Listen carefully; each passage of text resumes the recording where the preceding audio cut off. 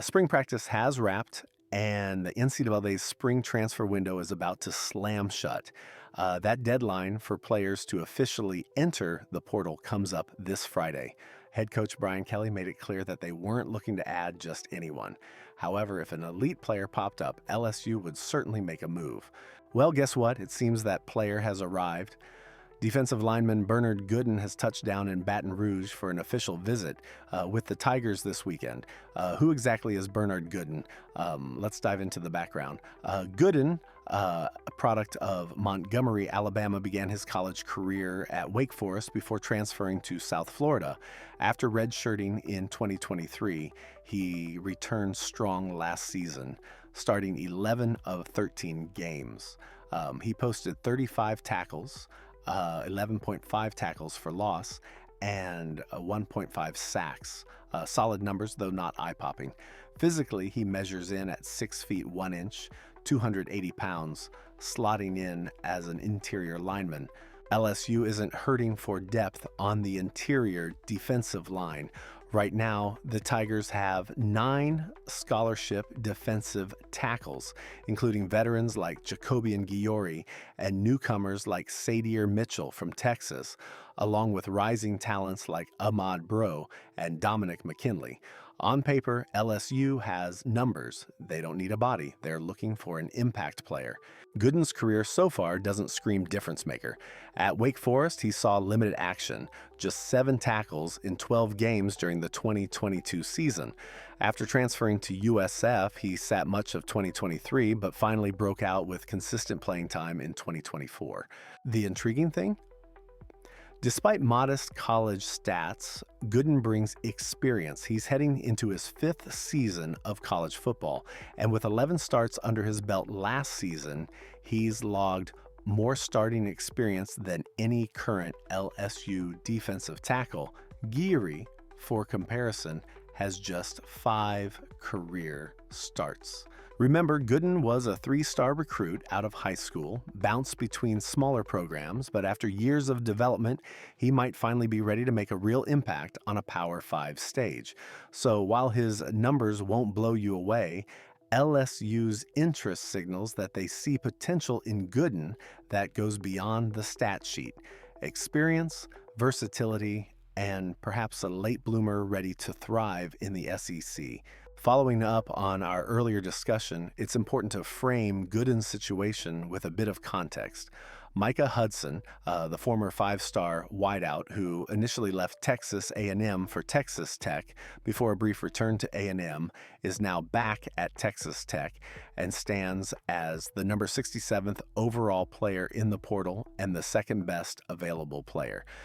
Bernard Gooden, by comparison, is the number 47th player overall and the top available name, regardless of position. That tells you how highly the scouting services and transfer portal evaluators regard Gooden's potential. Even if, to be fully transparent, I haven't personally scouted him in live action. I'm relying on data points and context here, not personal film study. Gooden's resume is a bit of a paradox. On one hand, he's spent 4 years in college football without putting up massive numbers.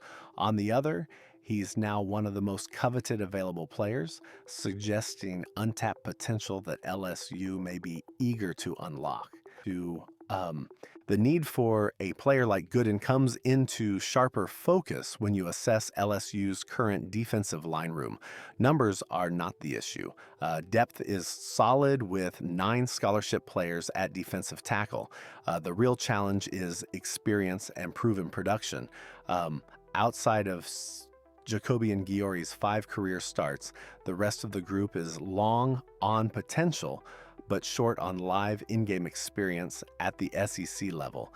This is where a veteran like Gooden could provide immediate value. Digging deeper into the metrics, Pro Football Focus gave Gooden an overall defensive grade of 81.7 last season, a strong mark by any standard. Even more impressive was his run defense grade at 87.2, suggesting real strength at clogging lanes and winning in the trenches.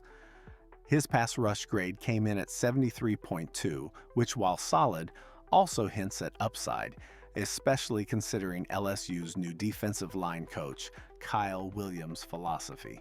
Williams, former LSU All-American and NFL standout, built his career on creating disruption from the interior.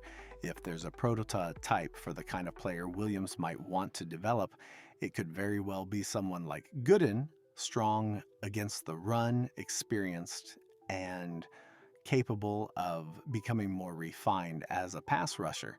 As the clock ticks toward Friday's portal entry deadline, timing is key. Remember, players only have to enter the portal by Friday. They can commit whenever they choose. Still, the ideal situation is clear. If you bring a player on campus, you want them to sign before they leave. Letting a prospect walk out the door without a commitment almost always means you're inviting competition.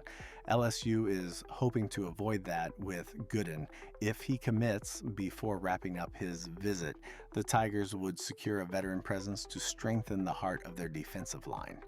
It's important to keep expectations in check. Gooden isn't a player with an established All-American track record like Patrick Payton, who lit it up at Florida State. This situation feels closer to a Braden Fisk, a talented player from a smaller program who blossomed at a higher level when given the opportunity. LSU may not be expecting an immediate All-American, but Gooden could be precisely the kind of fifth-year player ready to take the leap with the right coaching and scheme fit. Meanwhile, it's not just football heating up, and a massive weekend is on deck at Alex Box Stadium as LSU baseball hosts Tennessee in a blockbuster SEC series. It's a fascinating showdown of traditional powerhouse versus rising juggernaut. LSU, with its 7 national championships, represents college baseball's old guard. Tennessee, under Tony Vitello, has rapidly built itself into the new standard, winning their first national title just last year and dominating the college baseball landscape in recent seasons. The Tigers and the Vols come into the series tied at 12-6 in SEC play, and while both rosters are loaded with talent, there's a noticeable tension among LSU fans. Despite LSU's historic dominance, Tennessee has had the Tigers' number recently, including a decisive win in the SEC Tournament Championship game last year.